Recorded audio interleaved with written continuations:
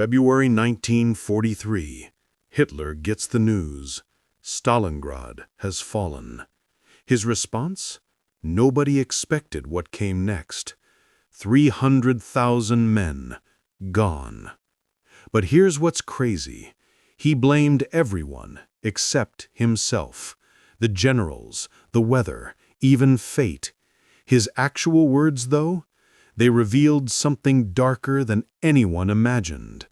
And in one chilling statement, he said something that showed he'd learned absolutely nothing.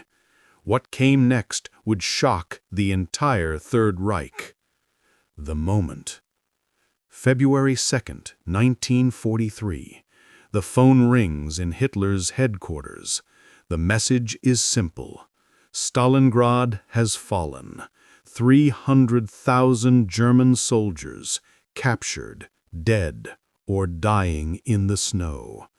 This was supposed to be Germany's greatest victory. Instead, it became their worst nightmare. Hitler's generals stood in silence. They waited for the explosion. They expected screaming. They prepared for executions. But what happened next? Nobody saw it coming. Hitler's first words weren't about the soldiers. They weren't about the battle. They were about something else entirely. Something that revealed his true nature. See, most people think Hitler went into a rage, that he smashed tables and screamed at his staff. The truth? Far stranger.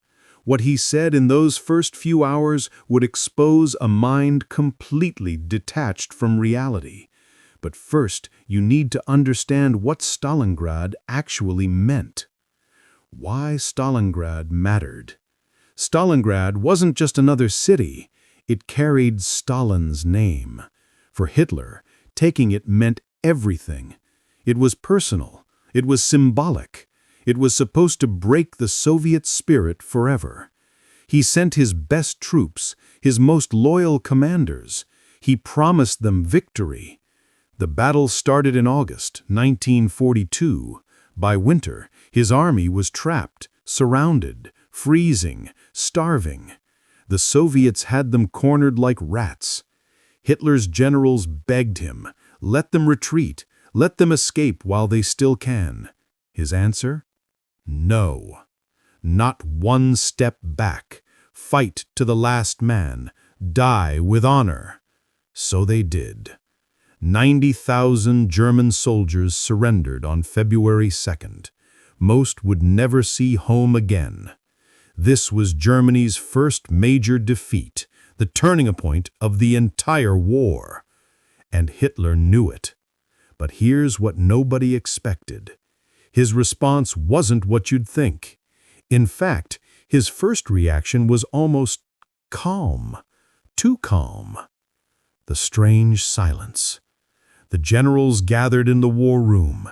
They brought the reports, the casualty numbers, the lists of the dead. They showed Hitler the maps, how the army was destroyed, how everything was lost. He looked at the papers. He nodded slowly. Then he said something chilling. They should have shot themselves. That was it. His first real response. Not grief, not anger, just cold disappointment. He believed his soldiers were weak, that they betrayed him by surrendering, that real Germans would have chosen death instead. Think about that. 300,000 men, dead or captured, and his reaction? They weren't brave enough to commit suicide. The generals were stunned. Some looked at the floor, others shifted uncomfortably. But Hitler wasn't done. What came next revealed something even darker, because he didn't just blame the soldiers. He blamed someone else entirely. Someone in that very room. The blame game. Hitler turned to his military commanders.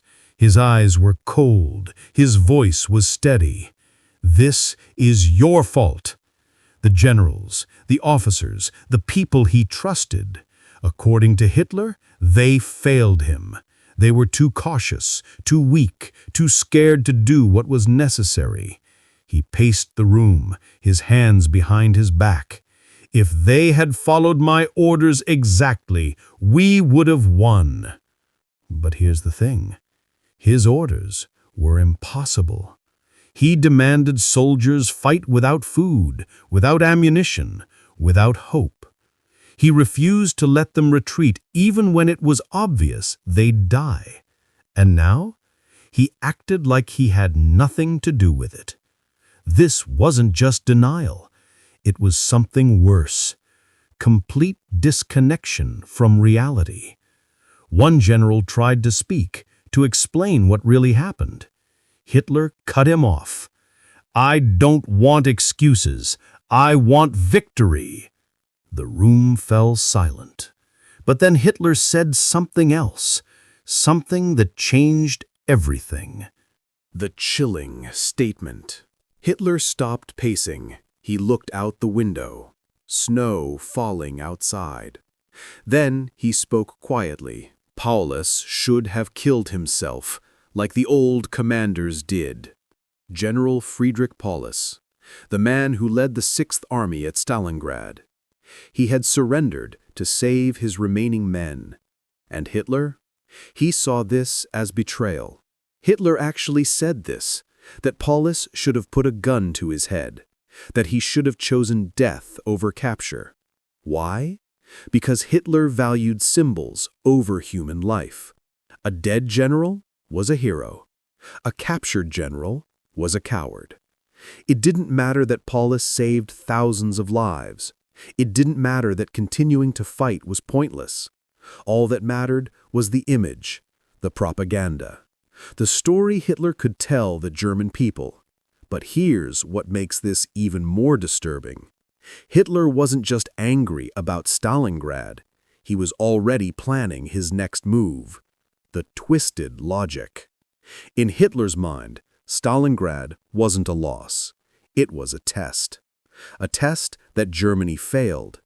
He told his staff the soldiers were weak, that the German people weren't strong enough, that they didn't deserve victory. Listen to how insane this sounds. He lost 300,000 men. His army was broken.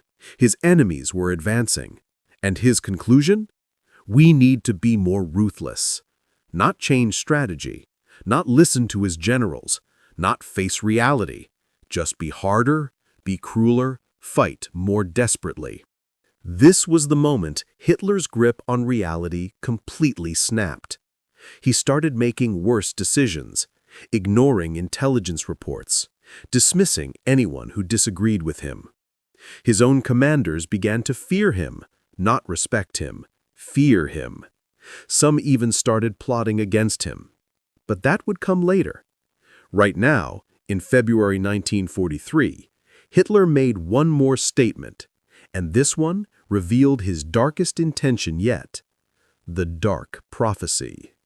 Hitler gathered his inner circle, his most loyal followers, the true believers. He told them something terrifying. If Germany cannot win this war, then Germany does not deserve to exist. Read that again. He wasn't just willing to sacrifice soldiers, he was willing to sacrifice the entire nation. If he couldn't have victory, he'd rather see Germany destroyed, burned to the ground, reduced to rubble. This wasn't patriotism. This was narcissism on a genocidal scale. Germany's fate was tied to his ego, his success, his legacy. And if that failed, everyone should die with him. This mentality would define the final years of the war, the desperate battles, the pointless deaths, the destruction of German cities. All because one man couldn't accept defeat. But here's the final twist, the thing that makes this whole story even more chilling. The final truth. After Stalingrad, Hitler never visited the front lines again. Never.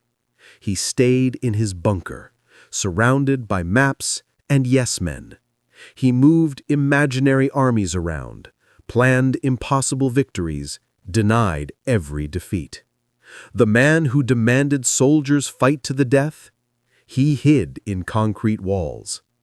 By 1945, when Berlin was surrounded, Hitler finally faced his own advice. Fight to the last, never surrender, choose death over capture. And he did, but only for himself. He took the easy way out, a gunshot, quick, painless. Meanwhile, millions of Germans suffered, died, lost everything because of decisions he made, battles he refused to end, a war he wouldn't stop. Stalingrad was the beginning of the end. Hitler's response to Stalingrad showed who he really was. Not a leader, not a strategist, not a patriot, just a man so consumed by his own ego that he dragged an entire nation into the abyss with him. That's what Hitler said after losing Stalingrad, not with words alone, but with every choice that followed. Hitler's reaction to Stalingrad defeat changed everything. His speech after Stalingrad loss revealed a broken mind. What Hitler said about Stalingrad's surrender showed pure denial. His address on this military failure blamed everyone but himself. His war speech avoided the truth. His quotes about Nazi Germany's defeat exposed his narcissism. The Stalingrad military failure wasn't just a battle lost. It was the moment Hitler chose destruction over reality, and millions paid the price.